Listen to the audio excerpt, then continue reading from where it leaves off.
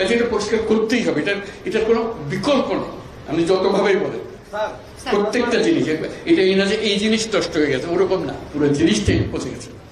এই পচা জায়গাতে আবার নতুন তত্ত্বটা জাতি আবার তৈরি করতে আমরা পারি। শুধু আমাদের সবাই একত্র হতে পারে, এটা করতে হবে, কঠিন কাজ করতে হবে। কঠিন যদি না হন এটা পারবে না, থেকে যাবে, মানে বীজ থেকে যাবে। বীজ থাকলে একটা সমাধানে হবে না। তো আমি বলছেন, আমি বলছি আপনার একটা অংশ, কিন্তু আরো বিষয় আছে, সব একসঙ্গে দিতে হবে এবং করতে হবে। এটা মুক্তি পাওয়ার উপায় নেই। এটা করে দিলাম, বাবা পেয়ে গেলাম, চলে গেল, ওটা তার পুরো বডিটাই হলো পচা। আমি অর্থনীতির পাই নাই, আমি শান্তিতে ওইটা করতে হবে। যেগুলো করছেন এগুলো অনেকগুলো বিষয় আছে, একসঙ্গে বসতে হবে, করতে হবে, সব লড়ার ব্যবস্থা করতে আছে, কোনোটাই সিদ্ধান্ত চলে যায়।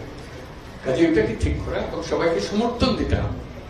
আপনারা যদি বলেন যে না এটা পারতেছে না, তাহলে বাদ দাও, তাহলে শেষ হবে না। শেষ মধ্যে একতা ঠিকই বলেছে, একতা হলে সবকিছু সম্ভব, সবাই এগিয়ে থাকবে।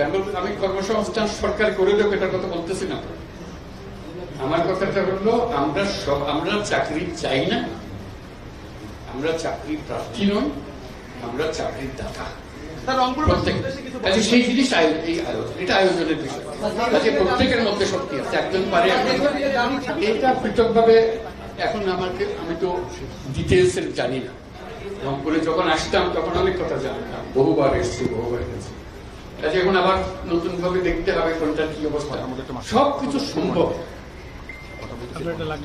যন্ত্র যেটা আমরা নিজেদের জন্য তৈরি করেছি, এটা পচে গেছে বলে কিছু হচ্ছে।